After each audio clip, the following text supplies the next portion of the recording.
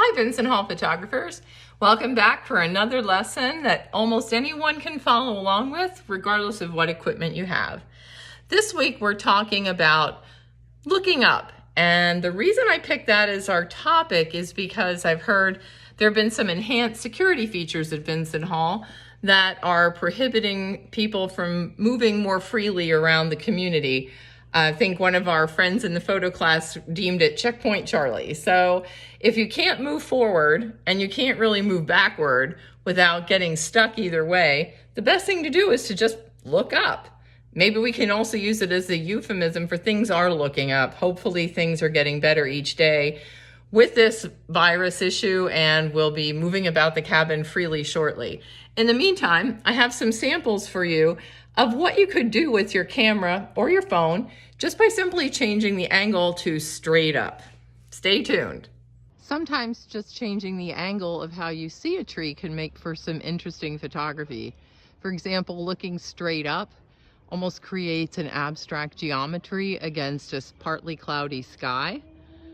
As you move closer to the tree, it again changes the angle even more until you start to get extreme abstraction as far as the height of the tree.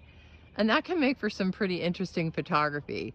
As I go completely overhead, it almost flattens out, which is a really interesting, somewhat, it looks like almost like peacock feathers or something. You can read into it what you want, but the idea is looking up at a tree from different angles can make it a fun assignment.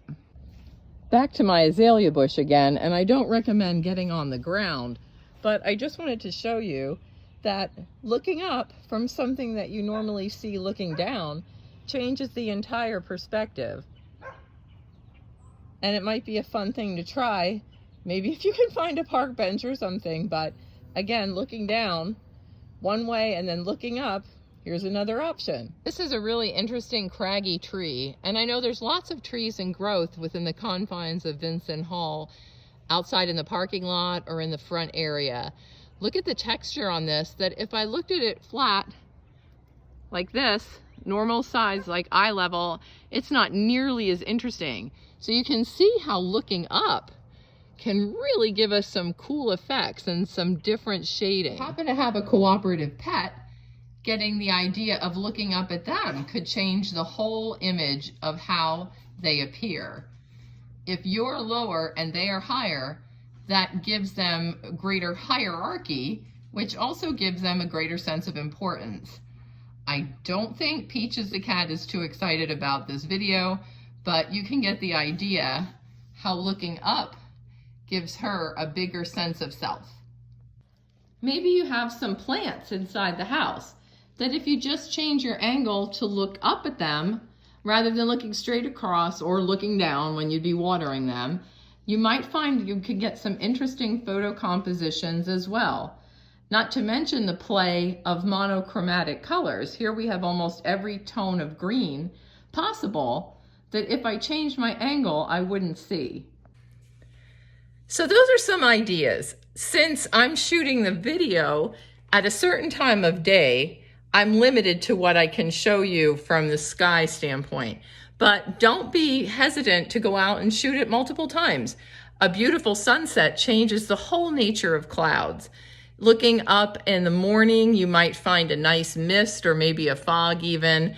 If it's overcast, look for things inside, or look for close-ups of looking up objects outside, since when it's overcast, you'll be able to see a lot of texture, as I showed you in that tree picture. In any event, I have some photos that will follow from different photographers that have taken pictures from looking up that I hope you find for some inspiration.